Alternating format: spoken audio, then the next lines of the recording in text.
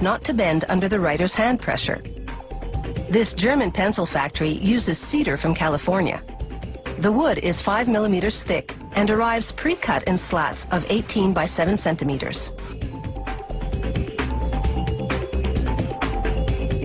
One by one, the slats pass under a giant cutting wheel. It carves grooves that will become the channel down the middle that holds the lead. The next machine fills the grooves with glue, a special formulation that's slightly elastic. This cushions the lead so that it's less likely to break inside the channel. Every second slat moves on to another conveyor belt. The ones that stay on this line head toward the machine that lays in the lead. The lead is made of a graphite and clay mixture, baked in an oven at more than 800 degrees Celsius. The lead-laying machine's wheel loads itself with leads. Their spacing matches the grooves in the slats. It's the same process for colored pencils, only the leads are made of wax, clay, and pigments, with no baking required.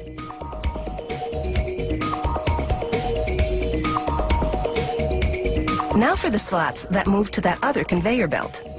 An automated arm flips each one over, slides it across a glue applicator, then drops it onto a leaded slat on the other conveyor belt.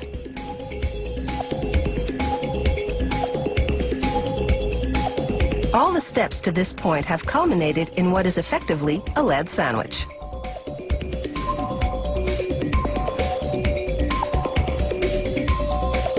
Now a plunger squeezes those sandwiches together with a full ton of pressure. It compresses them for an hour while the glue dries. After that, it's just a matter of slicing the sandwiches into pencils. This shaping machine makes the hexagonal profile in 2 steps. First, its upper cutter forms 3 sides on top, then its lower cutter shapes 3 sides on the bottom. As soon as the bottom side is cut, the pencils separate.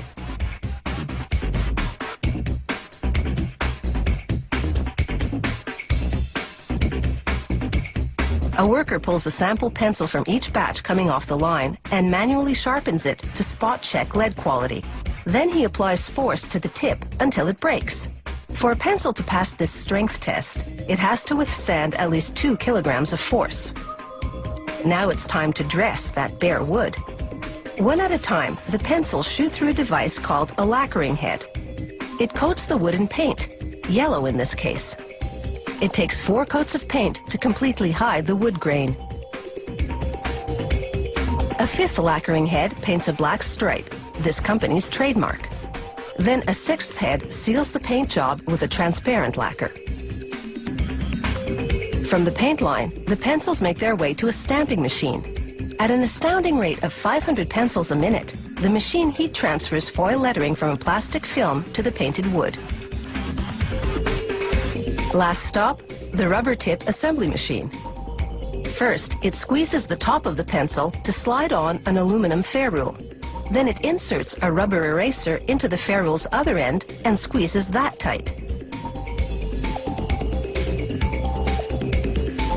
European-style pencils have a painted cap instead, the color indicating how hard the lead is.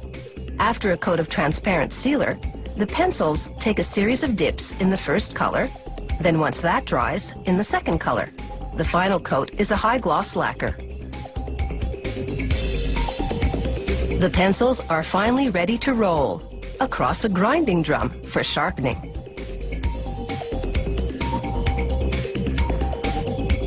By the time they roll off, they're pointed perfection.